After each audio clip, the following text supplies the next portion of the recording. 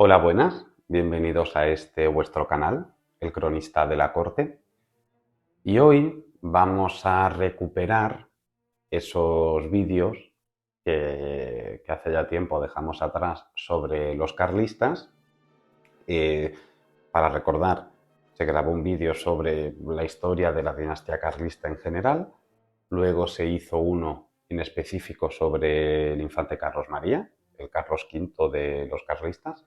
Y hoy pues vamos a hacer un vídeo del segundo rey carlista, del infante Carlos Luis de Borbón y Braganza, que tuvo el título carlista de conde de Montemolín y por sus seguidores fue conocido como Carlos VI.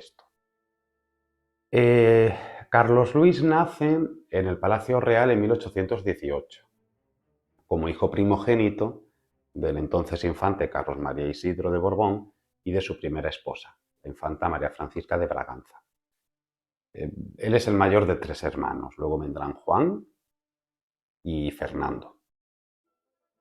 Cuando él nace, pues sus padres tenían una buena posición en la corte.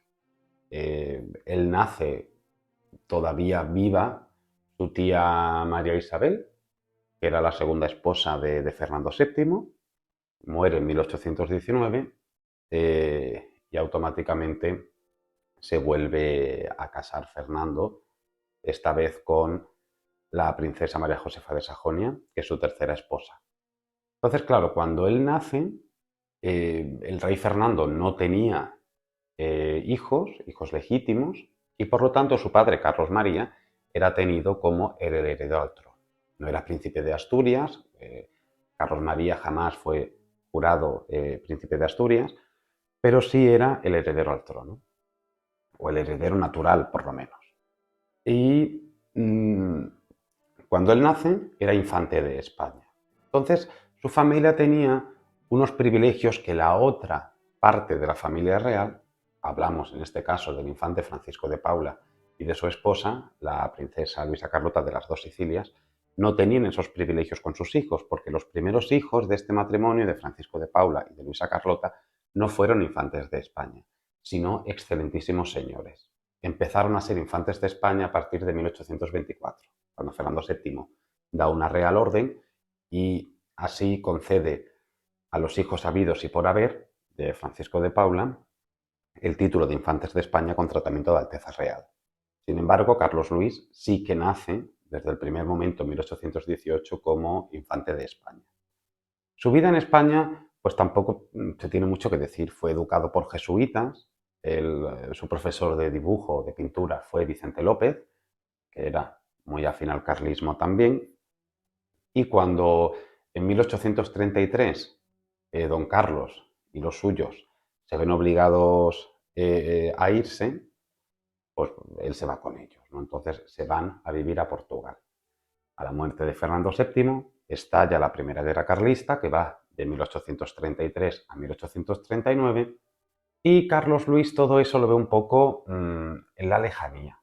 Primero porque él se queda en Portugal.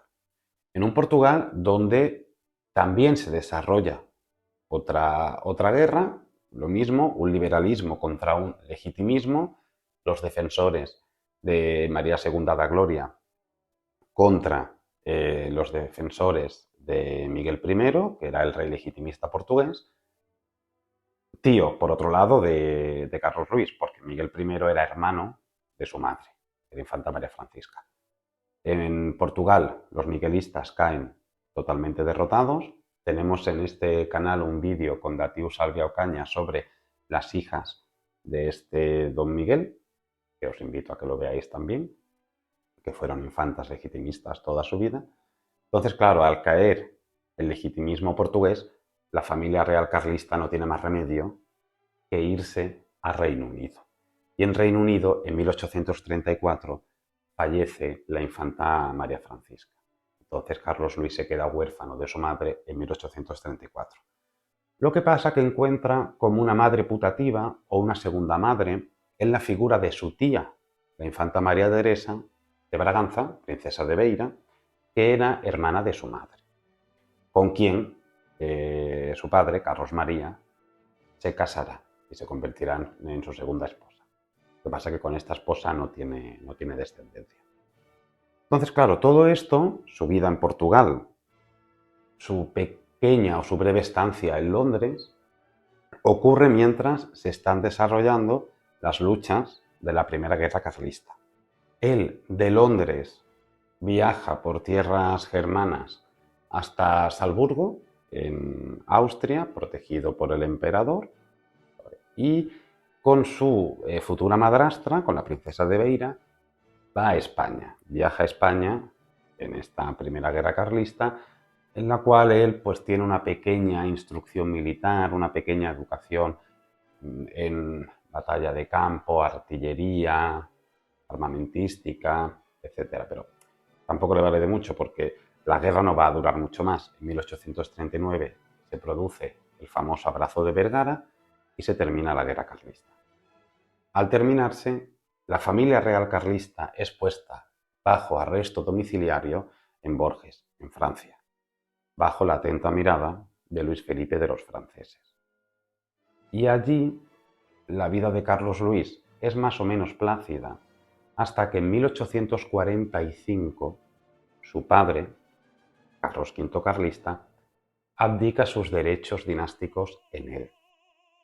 Y entonces él se convierte en el llamado Carlos VI y toma el título de conde de Montemolín, que es un señorío de Badajoz que pertenecía a su padre Carlos María. Y ahí es cuando empieza el protagonismo del conde de Montemolín de verdad, porque aquí hay varias interpretaciones. En un primer momento, claro, el carlismo cae mucho al ser derrotados en la guerra, la familia real está recluida en Borges, Luis Felipe está muy encima de ellos para que de ahí no se escape nadie, están siendo más o menos paniaguados, más o menos mantenidos por algunos legitimistas franceses, entre ellos el conde de Wals, que era el director de un periódico legitimista francés que era Le Monde.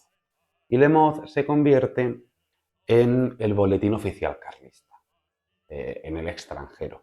Aquí en España también tenían alguna prensa, tenían algunos periodistas legitimistas y que, bueno, pues sus escritos, sus cartas, sus noticias también pululaban por la prensa española, pero Le Monde se convierte, digamos, en su boletín oficial en el extranjero y es un periódico que hay que tener muy en cuenta a la hora de querer estudiar la familia real carlista en el exilio, porque es el periódico que da más información sobre ellos y sobre sus movimientos.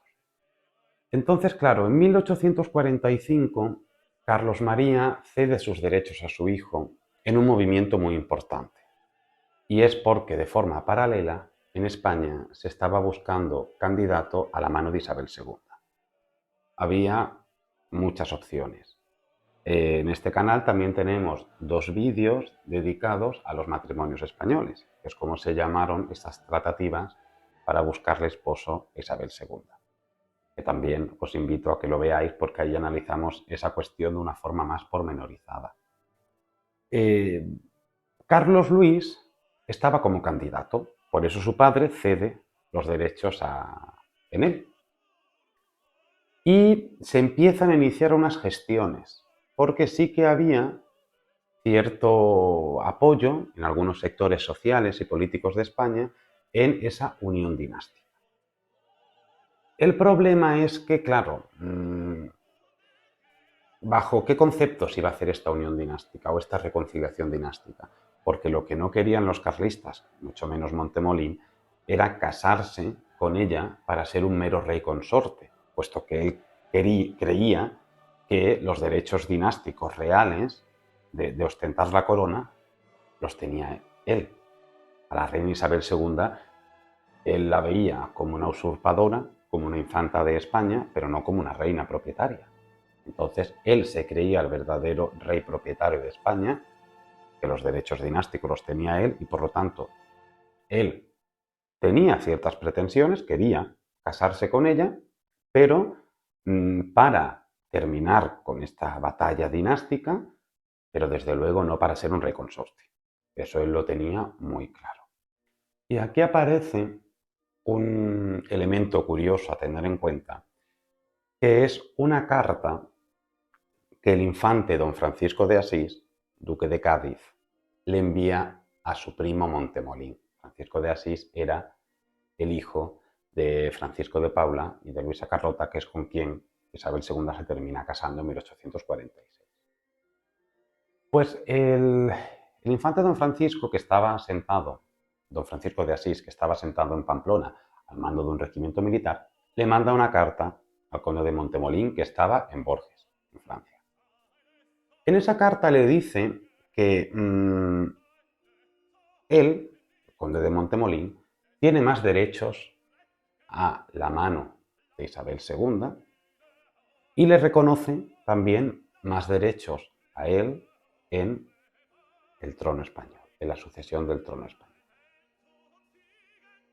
Y Francisco lo que le viene a decir ahí es que si no se casa Montemolín con Isabel, pues se va a tener que casar él antes de que un extranjero venga a sentarse en el trono de España. Esto también lo hablamos en el vídeo de los matrimonios españoles. Esta carta es muy interesante porque esta carta siempre ha tildado al rey Francisco de carlista, es decir, la existencia de esta carta ha hecho ver ese carlismo que se supone que el futuro rey Francisco tenía. Y eso es algo que hay que cogerlo con muchísimas pinzas. Esta carta sí da a entender una cosa, y es que entre primos había cierta comunicación, ¿vale? Porque si uno lee la carta te da a entender que no es la primera carta que el primo le escribía, ni mucho menos. Entonces ahí tiene que haber cierta comunicación. También es cierto que esta carta, el futuro rey Francisco la escribió bajo las presiones del obispo de Pamplona, que era totalmente carlista, y también bajo las presiones de Balmes, que era un teólogo y filósofo carlista aquí en España que abogaba por la unión dinástica. Esta unión dinástica no se llevó a cabo. O sea, este matrimonio entre Montemolín e Isabel II, aunque tenía cierto apoyo en algunos sectores, no tenía una gran aceptación popular, vamos, en ningún momento.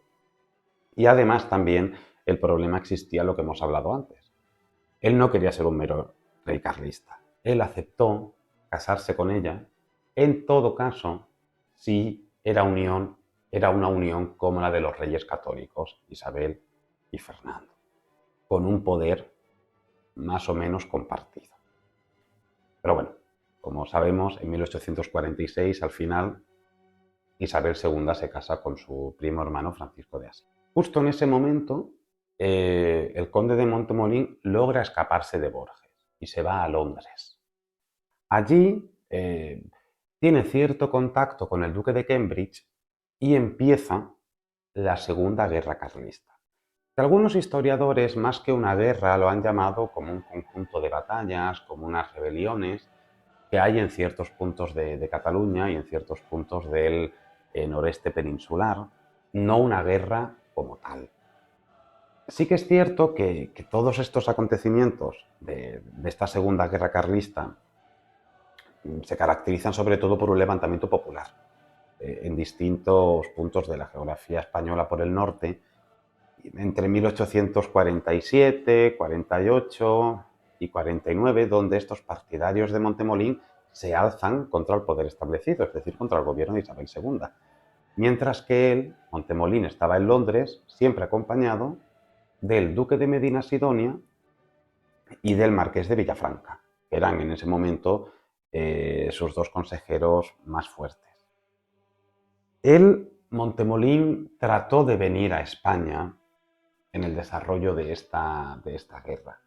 El problema es que en la frontera lo detuvieron y no le dejaron entrar. Entonces él en esta guerra, mientras que en la Primera Guerra Mundial, mientras que en la Primera Guerra Carlista, su padre sí que estuvo en la zona de Navarra y él también estuvo como príncipe de Asturias carlista, y mientras que en la Tercera Guerra Carlista su sobrino, Carlos III, el duque de Madrid, también estará en el campo de batalla, él en esta Segunda Guerra Carlista no pudo estar, porque la frontera no se la dejaron cruzar.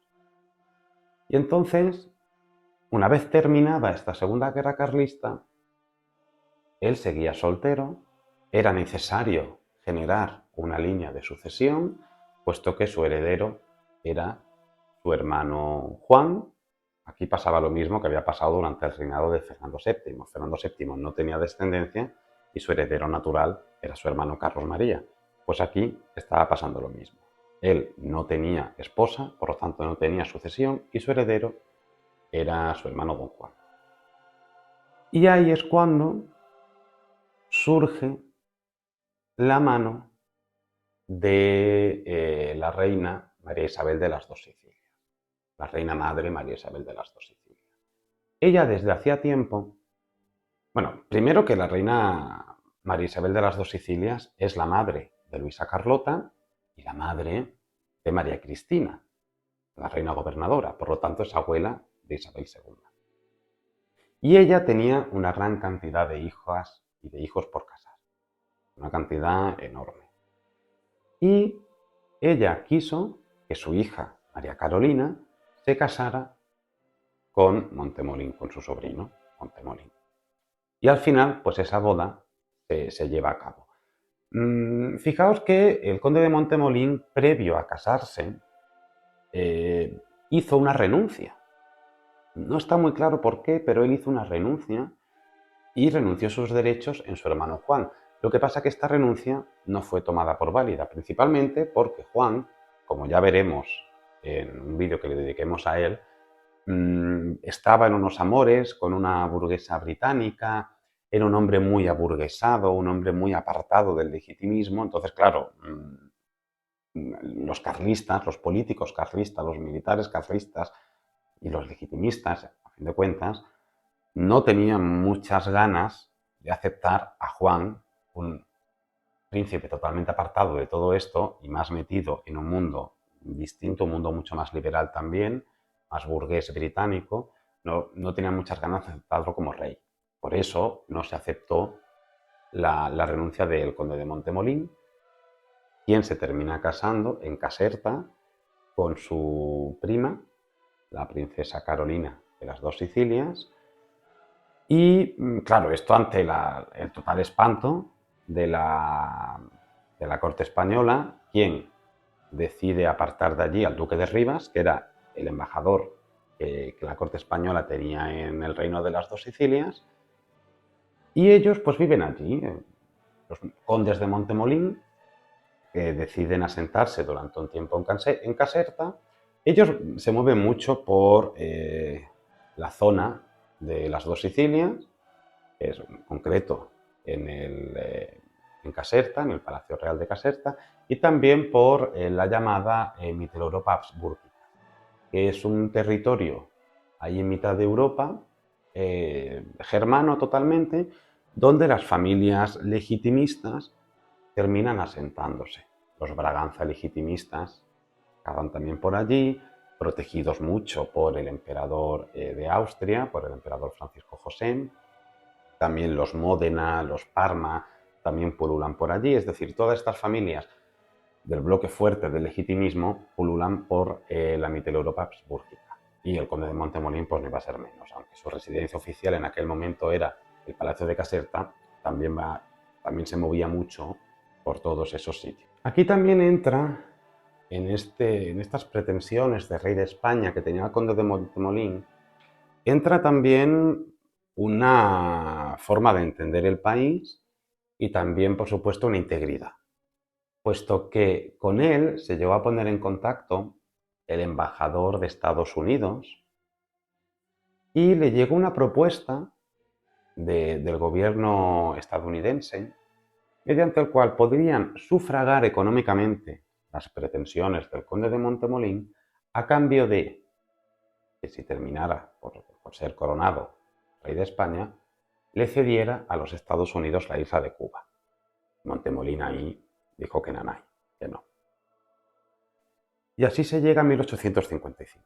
1855 es un año bastante clave en la vida de Montemolín, puesto que su padre, Carlos María, Carlos V, que tenía el título de conde de Molina, fallece en Trieste, y también es una fecha en la cual la historiografía carlista ha tergiversado muchísimo un intento de reconciliación dinástica que hubo y que partió desde Madrid. Es cierto que, claro, estamos en 1855, en España hace escasos meses que había estallado la Vicalvarada, la revolución de 1854, que casi hace caer del trono a la reina Isabel II, pero sí que expulsa a la reina gobernadora, que se va a vivir a Francia, y hay un cambio en el timón político y toma el poder el bienio progresista. Bueno, empieza el bienio progresista y toma el poder, digamos, el Partido Progresista. Hasta ahora, la política española había estado muy mediatizada por el Partido Moderado, sobre todo por Narváez. Y aquí, justo escasos meses después de que estallara la Vicalvarada, una vez que la situación se había aquietado un poco, el rey Francisco intenta una reconciliación dinástica.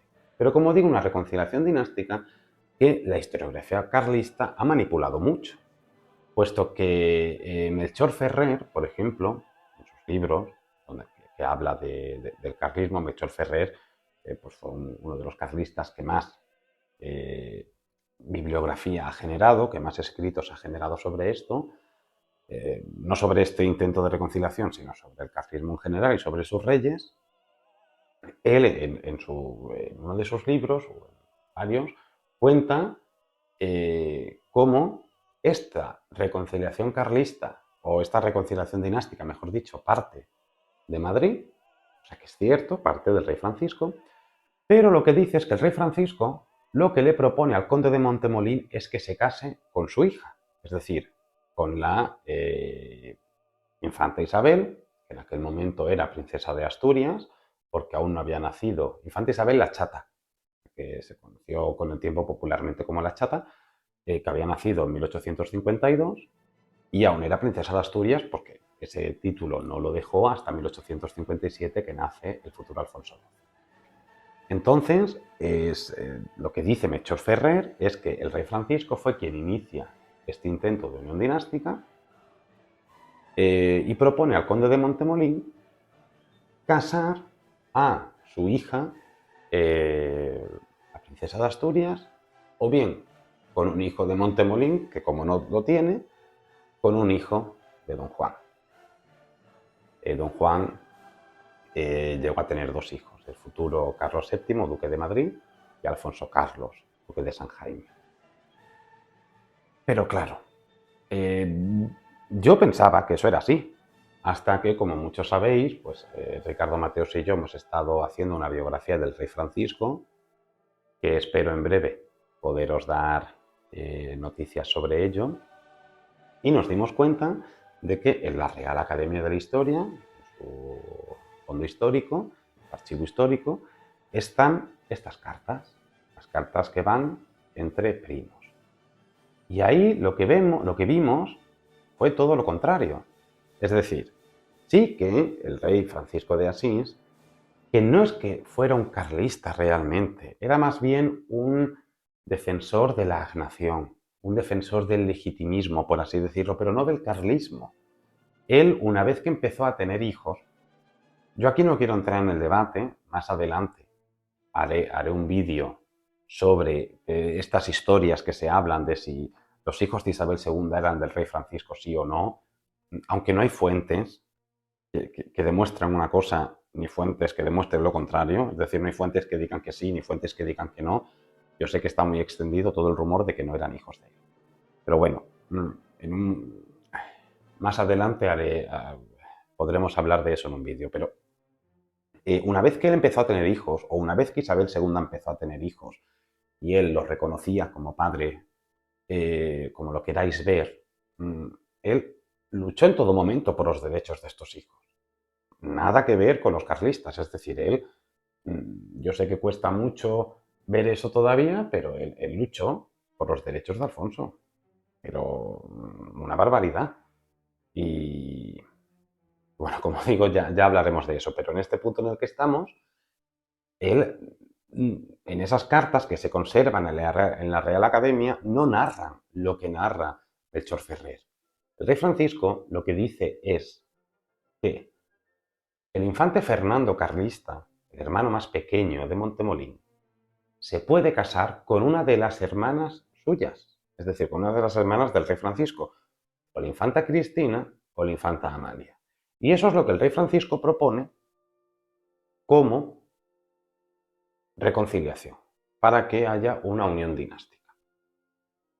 Y esto el conde de Montemolín responde diciendo que no, que lo que se podría hacer es que él fuera proclamado rey, es decir, el conde de Montemolín fuera proclamado rey, que la princesa de Asturias se casara con un hijo de don Juan y que cuando ellos, este matrimonio que se supone que se podría hacer, cumpliera la mayoría de edad o fueran ya bastante adultos, entonces el conde de Montemolín se comprometía a abdicar la corona en ellos y que reinarían como reyes católicos.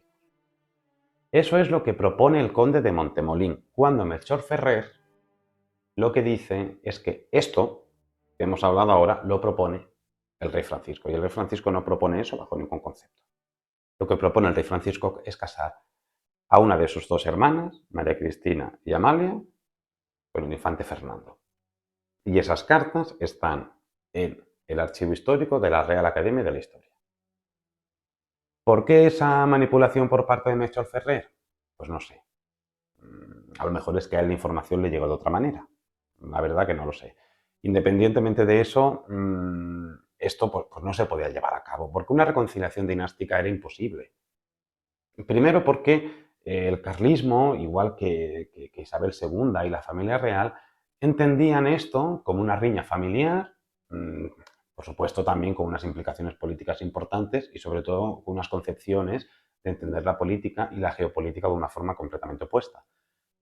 Pero ellos lo veían como un asunto familiar y no se daban cuenta de que el gobierno de Madrid, independientemente de que fueran moderados o progresistas, de la Unión Liberal o lo que sea, no iban a consentir jamás volver a aceptar a esta familia real carlista, reintegrarla en la familia real española, darles títulos de infantes con tratamientos de Alteza Real, darles una lista civil, reconocerles otra vez las encomiendas, es decir, eso bajo ningún concepto iba a ocurrir.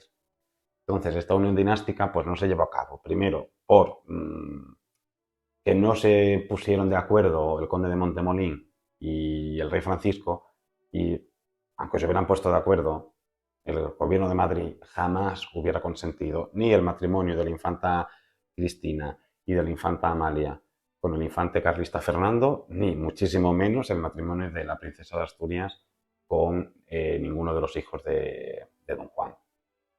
Y eso es fundamental, puesto que al no ser una monarquía absoluta, el rey Francisco y la reina Isabel no podían hacer y deshacer a su antojo. Era algo que las cortes tenían que aprobar en todo momento, y ese es el principal fallo que tienen estos dos, que no entienden, tienen un concepto excesivamente patrimonialista de la corona. Entonces no se dan cuenta de que sus decisiones tienen que ser enfrentadas en todo momento por el gobierno. Pero bueno, este intento de reconciliación dinástica en 1855 no cae, no tiene mucho más camino, mucho más recorrido. Sí se alarga bastante en el tiempo, pero lo que siguen haciendo es repitiendo lo mismo.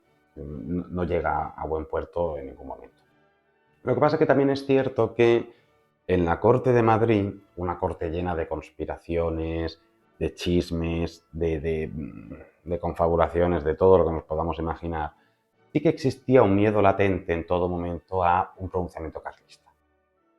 Y tenían miedo a que el carlismo atacara de alguna manera, veían espías del Montemolín por todas partes. Eso aparece reseñado en las cartas, tanto en las cartas familiares de los Borbones como en las cartas de los espías de la reina María Cristina alrededor de los reyes, como en las cartas de Narváez, en las cartas de los políticos de O'Donnell, de Espartero. Se ven en todo momento pues un miedo al carlismo, a veces incluso un poco exagerado.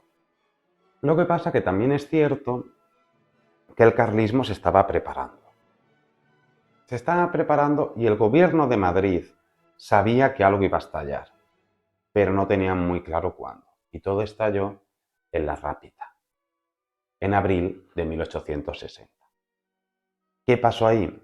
Pues una insurrección armada que apareció en San Carlos de la Rápita, que fue desmantelada, fue paralizada. El general Ortega, que fue uno de los iniciadores, fue ajusticiado, vamos, fue sentenciado a muerte.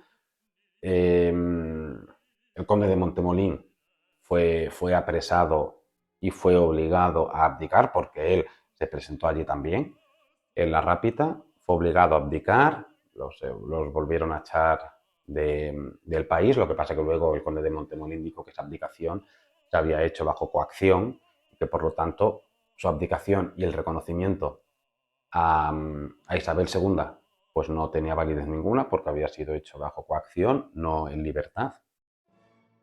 Y esto de la Rápita pues fue un desastre, porque el gobierno sabía que algo iba a suceder. Existen ciertas teorías que dicen que algunos grupúsculos gubernamentales, donde estaban el famoso Marqués de Salamanca, el banquero, Clonar, incluso se habla de Eugenia de Montijo o del propio rey Francisco, estuvieron detrás de favorecer este pronunciamiento. Esto fue en 1861, 7 años antes de la gloriosa revolución de 1860. Perdón, en 1860, 8 años antes. Pero claro, esto de la Rápita fue visto por el legitimismo europeo como una absoluta vergüenza. Primero, porque lo vieron tremendamente temerario. Luego, porque vieron que eso no servía para nada, porque fue todo como muy desordenado, una especie de pronunciamiento que no sirvió para nada. El conde de Montemolín terminó siendo detenido, obligado a abdicar de sus derechos, obligado a reconocer a Isabel II, aunque luego él se deshizo de todo eso una vez fue expulsado al exilio. Pero claro, los grandes pesos fuertes del legitimismo, Chambord, el duque de Módena, incluso Francisco II de las dos Sicilias, pues vio todo esto como un escándalo por parte del legitimismo español, como una absoluta vergüenza, hasta el punto de que el conde de Montemolín tuvo que escribir cartas a un montón de parientes suyos, pues explicando qué había sucedido ahí y explicando por qué de este movimiento tan torpe. Pero tampoco le dio mucho tiempo a nada, porque un año después, en 1861, falleció. Además que fue una serie de catastróficos fallecimientos. Primero falleció su hermano Fernando y luego fallecieron él y su esposa Carolina. Murieron de tifus, además. Fueron contagiados uno detrás de otro, porque además ellos estuvieron cuidando de Fernando y acabaron contagiados. El parte médico del propio médico de Montemolín así lo dice. Lo que pasa que, claro, como fueron 3 muertes de pesos importantes del carlismo, pues se corrió la voz de que podían haber sido envenenados. Eso, bueno, pues cosas de estas, de leyenda que tanto gusta, pero no. Realmente murieron por esa enfermedad y así lo atestiguan los propios médicos carlistas que hicieron el parte de defunción. Así que él murió junto a su esposa y su hermano en 1861 sin sucesión, porque no habían tenido hijos. No sé si habían llegado a tener algún aborto, la verdad, pero hijos no tuvieron ninguno y los derechos dinásticos pasaron a su hermano don Juan, el conde de Montizón, que fue conocido como Juan III. Bueno, y hasta aquí, porque realmente el conde de Montemolín no da mucho más para hablar. He intentado resumirlo todo lo mejor que he podido en un vídeo. Él fue el segundo rey carlista y bueno, tuvo su importancia ahí en estos tratos por el matrimonio con Isabel II, que al final terminó en un fracaso. Su papel en la Segunda Guerra Carlista, que como digo, muchos historiadores dicen que fueron más insurrecciones, que es cierto, a una guerra como tal, él no tuvo mucha participación en ella. Ese intento de unión dinástica, que eso estaba abocado al fracaso, y esa tontería de la Rápita, que bueno, pues eso terminó aún peor y trajo un descrédito total en las filas carlistas a nivel internacional. Su hermano don Juan, como veremos, tampoco lo haría mejor. El carlismo tiene unas horas muy bajas con el conde de Montemolín y con don Juan. Se vuelve a recuperar un poco con el duque de Madrid. Bueno, pues hasta aquí el vídeo de hoy del conde de Montemolín. Espero que que os guste. Como siempre pondré imágenes para que os resulte más ameno. Y el siguiente vídeo carlista que haremos será sobre Don Juan. También tengo preparados otros vídeos sobre el Sacro Imperio que voy a hacer con Ricardo Mateos, sobre la genealogía de los Borbones, sobre la reina Victoria Eugenia, un documental sobre la reina María Isabel de Braganza, que hemos mencionado en este vídeo también, la segunda esposa de Fernando VII, y algunas cositas más que ya iremos viendo y os iré comentando en redes. Como siempre, muchísimas gracias por verme y por escucharme, depende de la plataforma lo que le hagáis. Y hasta luego.